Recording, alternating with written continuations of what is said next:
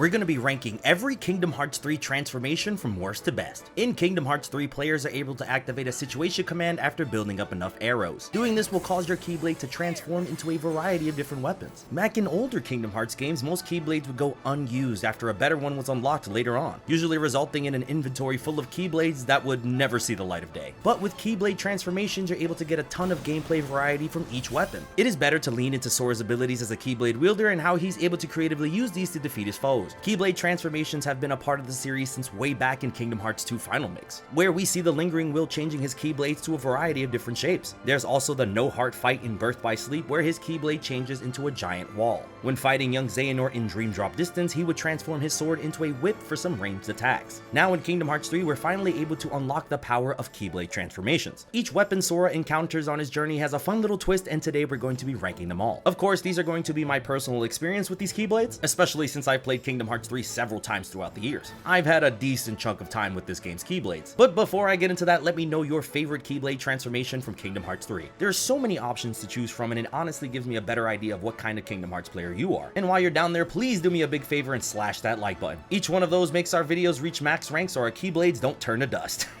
Now it's time to rank every Kingdom Hearts 3 Keyblade transformation.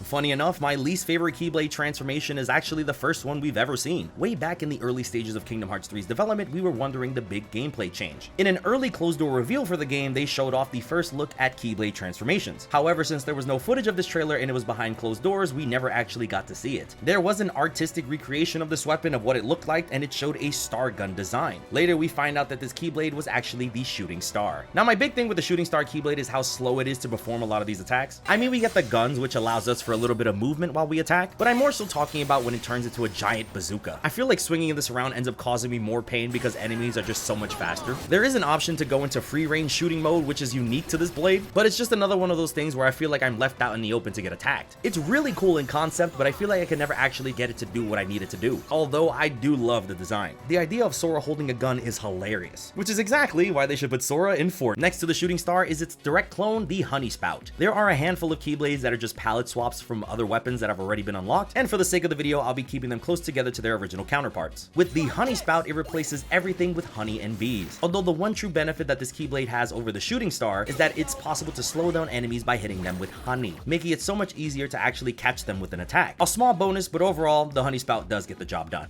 Next up is Favorite Deputy, the Toy Story Keyblade. Fun fact, this Keyblade was originally called the Infinity Badge during the early stages of development, combining the iconic quote, "To infinity and beyond," with Woody's Sheriff badge. This one changed into a giant hammer capable of slamming enemies right into the ground. I think the transformation animation for this one is one of my favorites, mainly because you can see how many moving parts are actually in play. Then there's also the slamming animation where it just cracks the ground right below it. Getting into its second form will change it into a drill. Now Sora can burrow into the ground and send out drills in tons of different directions. Although I think my favorite part about this has to be the ending animation. It's basically a claw machine that will grab an enemy and slam them into the ground. The way the camera moves around Sora really shows how cinematic this one is. Although I do think this one suffers from the same laggy experience as the Shooting Star, especially when I'm in the hammer mode, it becomes pretty difficult to continue a combo when there are tons of enemies around. One good hit and the combo is done for. I get that Sora's supposed to be swinging a giant hammer and it's supposed to be slow, but I'm just someone who likes to have control of my character the entire time. Although right next to it has to be the classic Tone Keyblade. It's another palette swap clone of the Favorite Deputy. The weapon itself will once again change into a hammer and then a drill once the meter is full. But the real treat with this one has definitely have to be the finishers, changing everything to black and white, being very reminiscent of the timeless River World. It lends itself to the old animation style, and it's a fun thing to pull off after unlocking this weapon.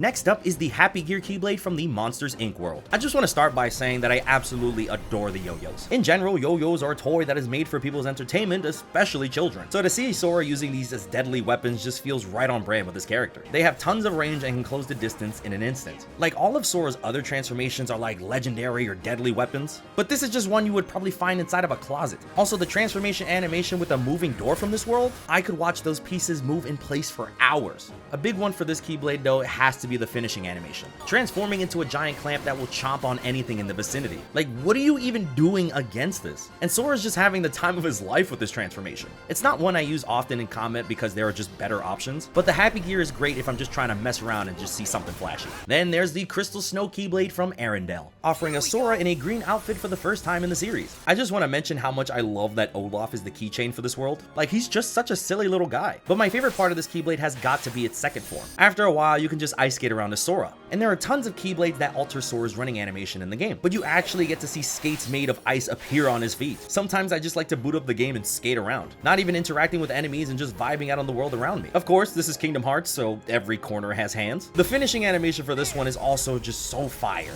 Or ice, rather? It is a direct reference to Elsa's stomp inside of her own ice castle. We see Sora jumping around and knocking down all of these ice structures down on enemies below, and he's just so happy to be doing it. I imagine Frozen is going to be a returning world in a future game, which means we might be getting another Frozen-themed Keyblade. I just hope they keep it so that Sora can skate when he's holding it. The Wheel of Fate from the Caribbean is helpful in combat. For starters, both of the forms this changes into have tons of range, but the best part of me has got to be the flag twirling animation. You can see the red parts of the flag still lingering long after the attack is over. It's a visual treat that just shows us how agile Sora really is with a weapon twice his size. You're also able to teleport into the air and send down tons of light spires. Not only is it pretty looking, but is also very effective. The finisher for this one also goes insane, as water tentacles rise out of the ground and knock out nearby enemies, keeping Sora safe in the center from incoming damage. Even the idle animation for this Keyblade transformation is tough. Funny enough, this is one of my final Keyblades when I was finishing Kingdom Hearts 3 for the first time. I always went back to it because it helped me clear out several enemies with just a single swing. An excellent Keyblade for clearing out crowds. Arguably one of the biggest changes when it comes to a Keyblade transformation, the Hero Shield makes you completely change your gameplay style. If you were hyper aggressive with other swords, this one recommends that you take it slow. You're able to throw the shield to do normal damage, but this is incredibly slow. And it's also elemental, making it so that electric enemies cannot be hit by anything. But that's not the reason why people are using this Keyblade. It's because you can do this.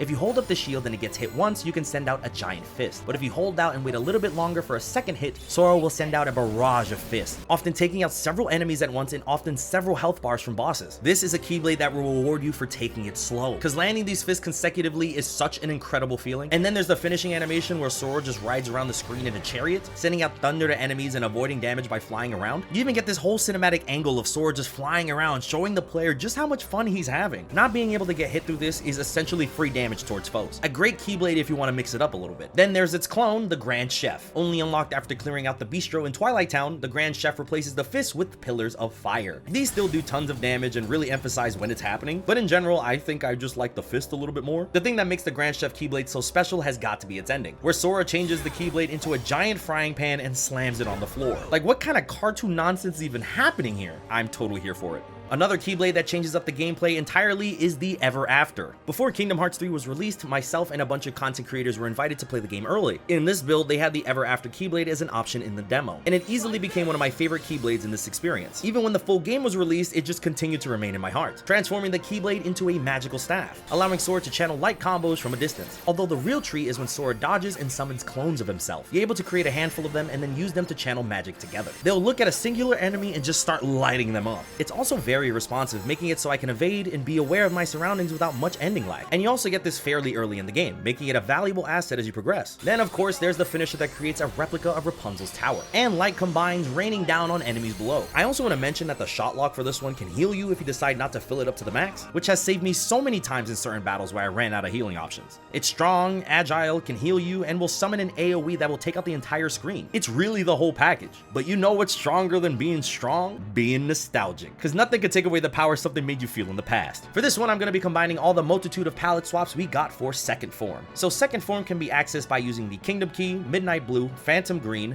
Advent Red, Dawn Till Dusk, Elemental Encoder, and Starlight Keyblades. Obviously, the Kingdom Key is the original, but the rest were offered as Keyblades relative to the hardware they were released on. The Midnight Blue could be accessed only on the PlayStation from the shop, while Phantom Green is its Xbox counterpart. When the Kingdom Hearts Cloud ports appeared on the Nintendo Switch, it was given the Advent Red keychain. The colors are a reference to the original red and blue Joy-Cons for the Nintendo Switch. Dawn Till Dusk can be purchased from any of these shops, but was originally a bonus for pre-ordering through Amazon. All of these Keyblades will essentially do the same thing by turning Sora into Second Form, which is essentially a combination of his Kingdom Hearts 1 and Kingdom Hearts 2 moveset. Since this is right on top of the Kingdom Key, this was the first transformation we witnessed in the game. And since the game allows you to level up your Keyblades as you progress, Second Form remained in a lot of players' lineup. Although Elemental Encoder and Starlight are a bit different. While both still do turn Sora into Second Form, they do have a few extra bonuses. Elemental Encoder exists as the Epic Games version of the Keyblade, but this one has a magic roulette ability, giving Sora the ability to use any of the 6 strongest magical spells at random, which is incredibly helpful in combat and adds a bit of spice into the mix. With the Starlight Keyblade, you can actually get a brand new finisher, where Keyblades from the past would just appear and kill everything on the screen. This is only available as part of the Starlight Keyblade. In general, I think that makes Starlight the best out of the bunch since it has its own move, but Elemental Encoder is right next to it with that magic roulette. Although this whole chunk is dedicated to second form.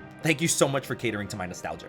Funny enough, I did not anticipate the Nano Gear being this high, but it definitely deserves it when I sit down and think about it. For starters, all of the attacks in this one are a combination of the forms that came before it. You get attacks from a drill, a giant fist, a hammer, all within a single combo, all of which have been replaced by nanobots replicating the attacks. Although the real treat for this Keyblade has got to be its special ability. When I was playing through Kingdom Hearts 3 Remind, it actually saved my whole neck. When battling against Data Shion, she has the chance to stun Sora with one of her attacks, leaving him open to get punished by something right after. And you just kinda need to sit there and deal with it until it's over. Fortunately, the Nano Gear Keyblade has stun protection, removing that fear completely, making the fight with Shion so much more sustainable. It was one of those battles that took me several hours to get through, but the Nano Gear saved the game. The design itself is also so silly when you stop and look at it. It's one of those that has definitely grown on me throughout the years. But if we're going to be talking about a weapon's strength, the Ultima weapon is objectively the strongest weapon in the game. The things you were able to pull off with this transformation have brought Sora to an entirely new level, showing us a version of Sora that's so strong it even showed up in Super Smash Bros. I already talked about how much I like it when a form changes Sora's walking animation. This time he has kind of like this regal float right above everything. But of course, the real appeal of this Keyblade is the absolute smoke it distributes. No matter the foe, the Ultima weapon will be clearing out a handful of HP bars with just a single combo. You're also given incredible shields with this tall and wide barrier building around Sora. The dodge animation makes it so you can barely get hit, and the shot lock is essentially a nuclear bomb that will take out everything. Everything in this Keyblade's kit is made to help you progress through those harder moments. I was fortunate enough to have this Keyblade already unlocked when Remind came out, so jumping into the game's hardest bosses with the strongest gear felt good to go through. The Ultima weapon made that experience so much easier that I actually had to switch the blades because it was making the fights too easy. It's just that good. There's a reason it's called the Ultima weapon, and they put you through an entire gauntlet to get it. And the Ultima has appeared in other games, but never in its full form like this. This is the strongest version of Sora yet, and I wonder how they're gonna top it in Kingdom Hearts 4. Now, while this is the strongest Keyblade,